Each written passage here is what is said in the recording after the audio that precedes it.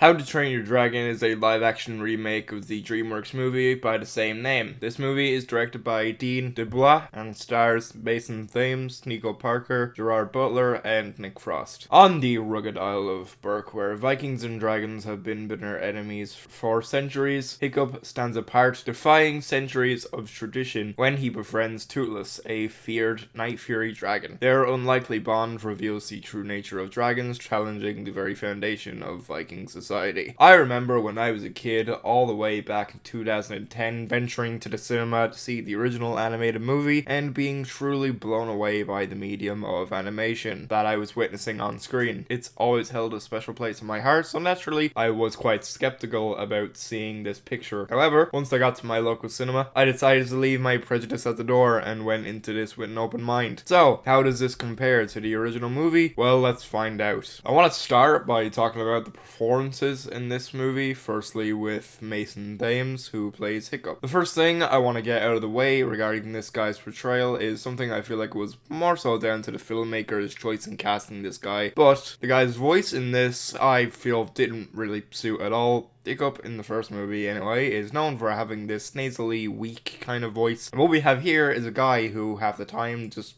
pretty much sounds like Tom Holland. Apart from his voice, I think the guy surely looks the part in the costume they gave him. He embodies the role of Hiccup pretty well, adapting the same mannerisms that are seen in the original movie despite having very few restrictions, which wouldn't be possible to do in live action, which you would see in animation. He brings a great deal of charm to the role, which will be familiar from how the character acts in the animated movie. It was endearing to see the relationship he has with Toothless, despite half the time the actor isn't reacting to anything. However, the team of animators that worked on the visual effects for this movie did a good job at making it feel like he was really there, which was refreshing to see, to say the least. Nico Parker plays Astrid in this movie. She's known most recently for being in the Last of Us TV show. I saw a lot of idiots online complaining when her casting was announced because she didn't look like the animated version, quote unquote, which is a more polite way of saying what we've seen people complain about when other characters from fiction have been race swapped, even though the people complaining about this probably didn't realize that Astrid's voice actor in the original movie is voiced by America Ferrera, of all people. Parker does a good job in this role. Whenever it comes to the action scenes, she does pretty well at portraying herself to be capable of a lot of the things she's presenting to do on screen, and whenever she has to react to the dragons, she does a good job at conveying that as best as she could to make the interactions look realistic enough. Gerard Butler plays Stoick again, as he was the voice of the original character from the animated movie. While he does a good job at bringing this character to life again, I felt like sometimes his voice wasn't as accurate as his character sounds in that original movie. And I know it's hard for someone to fully achieve this after nearly 15 years. Your voice is bound to change. The relationship between him and Hiccup is portrayed just as tragic as it is in the original, as you want so desperately for them to be on the same page much sooner. For the moments he has to be menacing, he pulls this off pretty well too, and makes himself pretty threatening at times, even if it isn't his true intention. Nick Frost plays Gobber in this, taking over the role of Craig Ferguson, who voices this character in the animated movie. The design for his character in this version is achieved really well, and Nick Frost suits the role here. He's given the most comedic moments, and when he delivers the lines of this character, he does this aspect well too. Julian Dennison, known mainly for Hunt for the Wilder People, plays Fishlegs in this, taking over the role of Christopher Mintz-Plasse, played in the original animated movie. He's another character that gets a lot of the comedic moments, and I think the guy does a pretty good job with this aspect of the film for how expressive he can be, especially in terms of his comedy. It was cool to see him here, as I'm glad the guy is getting more roles. I pretty much don't have to talk about the plot of this movie at all, because if you have seen the original movie, then you have seen this movie as well, and I really don't mean that as an exaggeration here. Despite this movie being slightly longer than the original, this is essentially a shot-for-shot, line-by-line remake. This is a good crutch for a movie, because any of the good, memorable, and breathtaking moments from that animated movie is pretty much done here too in the exact same way, which I can safely say means they managed to not fuck took up a lot of the iconic moments, including the big centerpiece of this movie, which is coined the test drive scene, this being the scene where Hiccup and Toothless take flight for the first time. I really don't know how to feel about this aspect because on one hand, it's quite soulless and lazy, but at the same time, it's pretty safe so that they don't upset really diehard fans of the animated movie. The only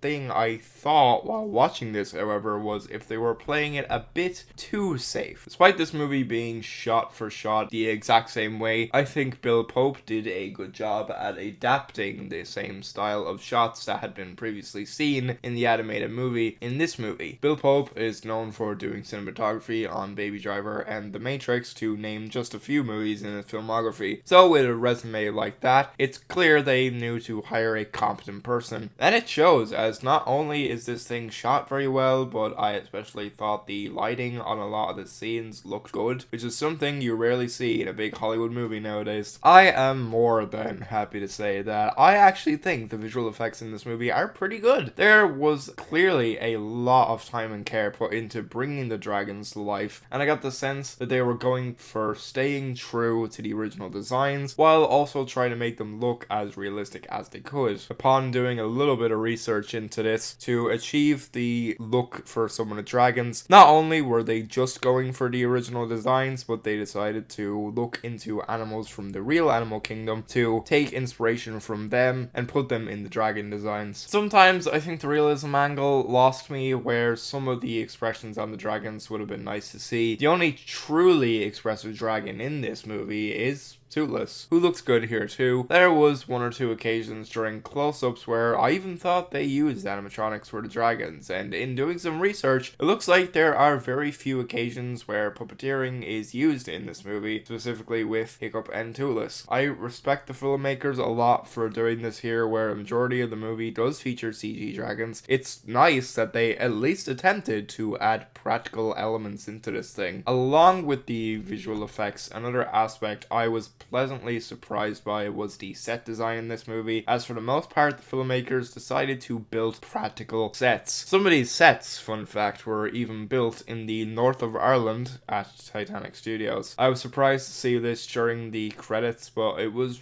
really nice to know. Obviously, because of this, a lot of the locations look really beautiful when they're on film. I think I'm just so used to actors acting against green and blue screens that it was just so utterly satisfying to see real practical sets built for this thing.